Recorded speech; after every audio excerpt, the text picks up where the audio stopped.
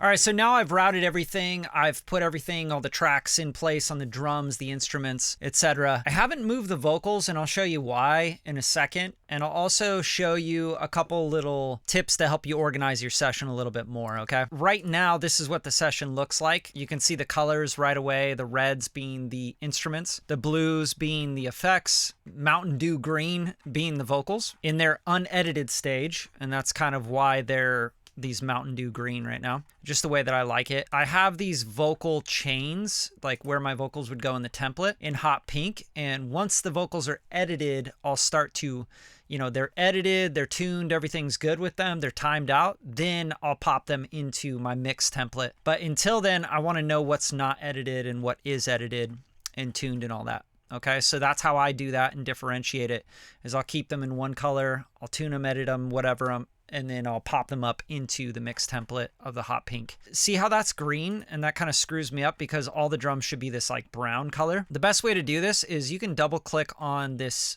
color tag on the track, and that's the track color, and you just go to this drop down menu and you can say clips in track as well and double click, and then you're going to get that colored. So that's just a little tip for you, and I really like that. I like visually seeing the colors. I know exactly what I'm looking at. Oh, I need drums, go to the brown, right? I don't need to go fumbling around my session, which I absolutely hate. I hate wasting time, and I'd rather spend 3 hours setting up my session and making sure it's great and it's easy to look at and it's easy to navigate than, spending 3 hours mixing and then being like, oh, I just wasted, a bunch of time as I'm trying to fumble around finding things. So this is a really important aspect of this, but now let's start to play it back since it's all going through the routing, and we're going to just start to balance it on this master augs, and I'll double click on this. You can also use a metering if you want to. My favorite plugin for this is going to be, or SPL, Hawkeye is going to be a great tool for you to see kind of where things are hitting full scale LUFs. You have different weighting systems. You have like K12, 1420.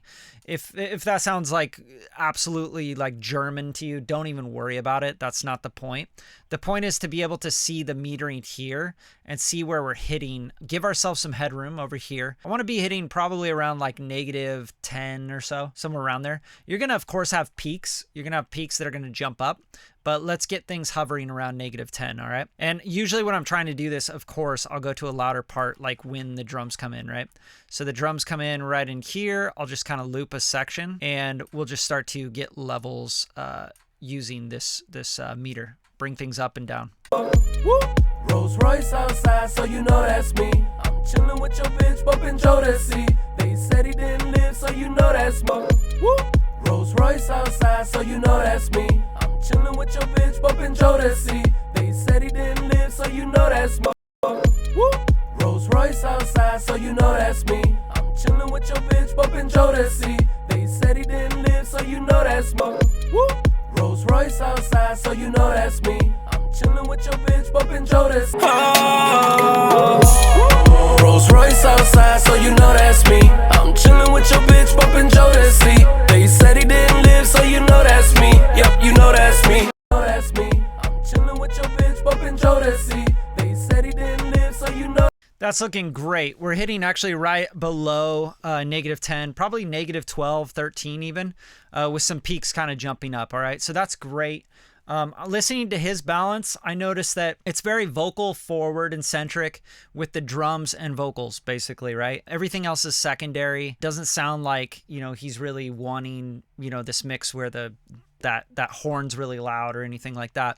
Sounds like he really wants the vocals forward and straight up. So now that we have like a little bit of a balance, I want to actually start turning on a couple of these master bus processors, just to give myself some level and give myself, something to sort of give some shape to the mix. I'm not going to, like, for example, there's EQ and stuff on here.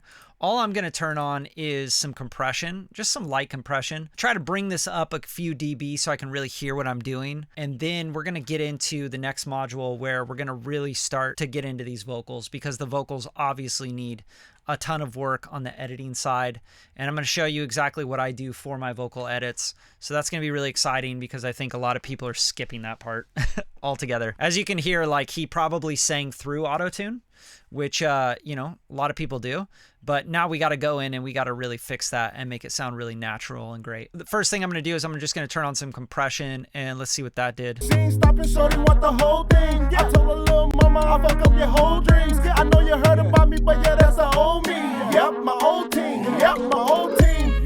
Rolls Royce outside, so you know that's me. I'm chilling with you. So one thing I'm noticing right away is I need to start balancing the drums just a little bit more. That kick drum is absolutely just knocking like crazy. It's super, super loud, especially even compared to the 808. So just kind of bring that down a little bit. Woo!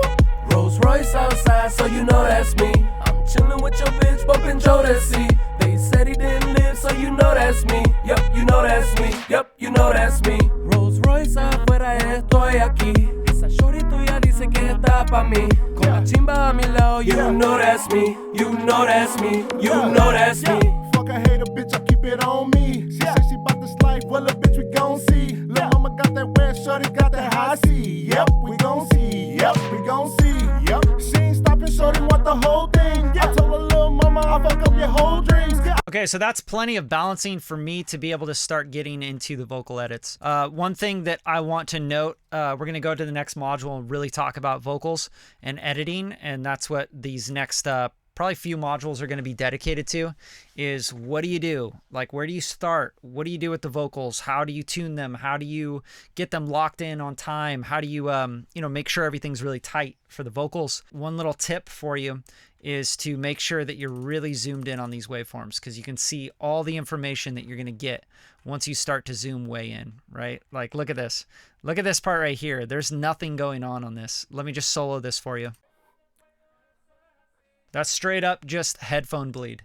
So these sort of things clog up your mix. They make your mix a lot smaller when you don't go in and do all this work, right? You see all this headphone bleed. And then when you get headphone bleed stacking on headphone bleed, stacking on headphone bleed, and then you have a vocal going, I mean, just think about the noise floor and everything that's going to happen there. Or when you start compressing on the vocal and EQing and all that stuff, you're actually bringing up all that noise as well. Next module, let's get into cleaning up this noise and starting to get into some vocal edits.